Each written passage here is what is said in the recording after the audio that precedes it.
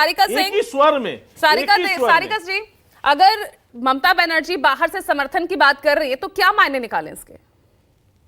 देखिए पूजा जी, मैं काफी देर से राजीव जी का और शुभांकर जी की बात सुन रही हूँ। मैं सबसे पहले तो ये कहना चाहूंगी कि हमने यूपीए 1 और यूपीए 2 दो गठबंधन की सरकारें बहुत ही सफलतापूर्वक हमने 10 साल का शासनकाल इस देश को दिया है। इसलिए हमारे गठबंधन पर अंगुली उठाने का, और अगर आप बीजेपी की जो गठबंधन की सरकारें हैं वो कुछ 13 दिन चली, कोई 5 दिन चली, कोई 3 महीने चली, आपके पास में उसका पूरा का पूरा रिकॉर्ड है। इसलिए उस बात को दोबारा दोहराने की आवश्यकता नहीं है।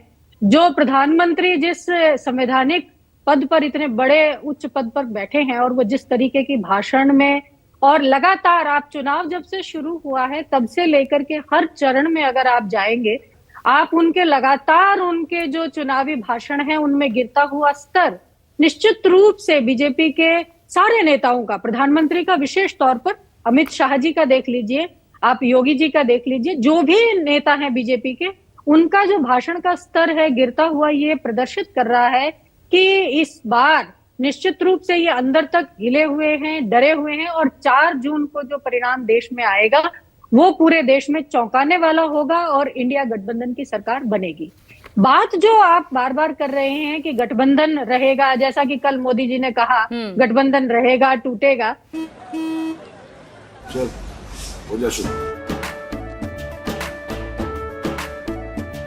केसरिया से मन जोगी हुआ रे, दिल झूमे देखो पतवारा हुआ रे, दिल झूमे देखो पतवारा हुआ रे। हर पल मनाओ केसरी त्योहार। विमल बोलो जुबान केसरी। मैं उनसे कह रही हूं कि सबसे पहले वो अपनी पार्टी का देखें। आपकी पार्टी के अंदर जो बिल्कुल एक विस्फोटक स्थिति हो चुकी है, आप उस पार्टी की अपनी स्थिति को संभाले कि 4 जून में जब इस देश के अंदर आपके वहां से कोई बयान नहीं आ रहा जाएगा, ना, वहां से कोई ऐसा बयान नहीं आ रहा। आपके खुद अधीर रंजन चौधरी कह रहे हैं कि ममता बनर्जी पर भरोसा नहीं है, नहीं कर सकते उन पर भरोसा। वहां पर बयान, पूजा जी, वहां पर बयान आ ही नहीं सकता। आप किस पार्टी की बात कर रहे हैं? हम बीजेपी पिछले हम 10 साल से देख रहे हैं, वहां सिर्फ 2 व्यक्तियों के बयान आते हैं, एक अमित शाह का और एक नरेंद्र मोदी का। नरेंद्र मोदी से भी अमित शाह के बयान ज्यादा आपको मिलेंगे, क्योंकि वो भी, नरेंद्र मोदी भी वही बोलते हैं जो अमित शाह उनको बोलने के लिए कहते हैं। तो जिस पार्टी के अंदर, और अब तो वो आप देखिए सार्वजनिक मंच से जब संविधान को खत्म करने की बात कर रहे हैं, वो शुरुआत ही इस बात से, उनके कितने बड़े बड़े नेता जो एमपी कैंडिडेट्स हैं वो खुले मंच से ये कह रहे हैं कि आप हमें 400 पार करवाइए, हम संविधान बदल देंगे। तो जो संविधान में बोलने की आजादी जो दी हुई है वो इनको अखरती है, इसलिए उस पार्टी में कोई बोल नहीं सकता।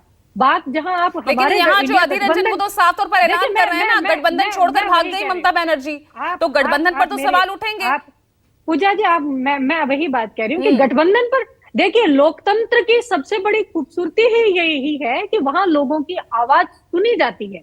हम लगातार हर मंच से लोगों की आवाज सुनते हैं। हमने ये चुनाव, आप देखिए कि कितने मजबूत तरीके से, जहां जब चुनाव शुरू हुआ था ये 400 पार की बात कर रहे थे, आज 400 पार का नारा कहीं चला गया। अब तो इनको सरकार को बचाने के चैलेंजेस में ये लगे हुए हैं। एक एक सीट पर 5-5 बार, 6-6 बार ये जाकर के रैली कर रहे हैं। खुद नरेंद्र मोदी, अमित शाह मैदान में डटे हुए हैं। आप क्लैरिफाई करते रहिए, लेकिन जनता कंफ्यूज हो जाएगी, भाई ये कैसा साथ?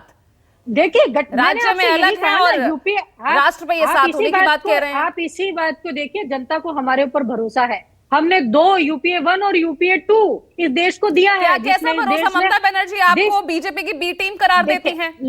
देखिए, लोकतंत्र के अंदर सबको अपनी बात कहने का अधिकार है। ममता दीदी जो कह रही हैं, हम उनकी बात को सुनेंगे, पार्टी लीडरशिप की बात को सुनेगी। बोलने की आजादी है, यहाँ जो नेता चाहे वो बोल सकता है। अब आप उस आजादी पर ही क्यों अपना अवसर ढूंढते हैं?